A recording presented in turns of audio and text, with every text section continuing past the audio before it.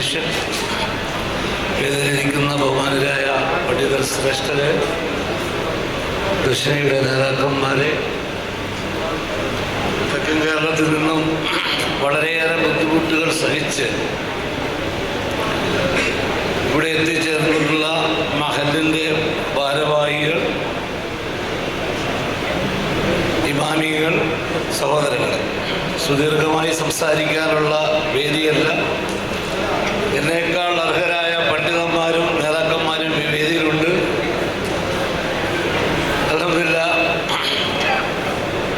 കുമ്മളിയിൽ 2023 May മാസം നടന്ന camp ദക്ഷിണ കേരള ജംഇയ്യത്തുൽ ഉലമയും അതിൻ്റെ പോഷക സംഘടനകൾക്കും കുതിച്ചുയരാനുള്ള ഒരവസരമായി കിട്ടി എന്നുള്ളതിൻ്റെ ഭാഗമാണ് ഇന്ന് ഈ സമ്മേളനം നമുക്ക് തെളിവായി കാണാൻ കഴിയുന്നത്. 1200ഓളം ആളുകൾ പങ്കെടുക്കുന്ന ഈ മഹത്തായ സമ്മേളനം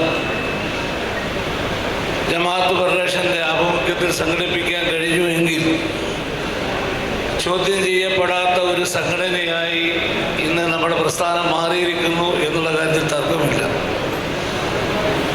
ഇവിടെ സൂചിപ്പിച്ചതുപോലെ എല്ലാ മേഖലകളിലും അതിശക്തമായ ഒരു ഉണർവുണ്ടായിട്ടുണ്ട്.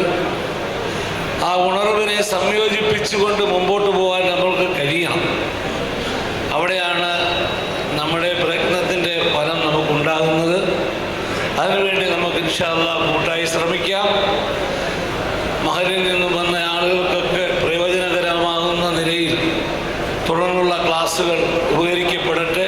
റബ്ബ് സുബ്ഹാനഹു വ തആല നമ്മളെ അനുഗ്രഹിക്കട്ടെ. ആമീൻ യാ റബ്ബൽ ആലമീൻ. അസ്സലാമു അലൈക്കും വറഹ്മത്തുള്ളാഹി.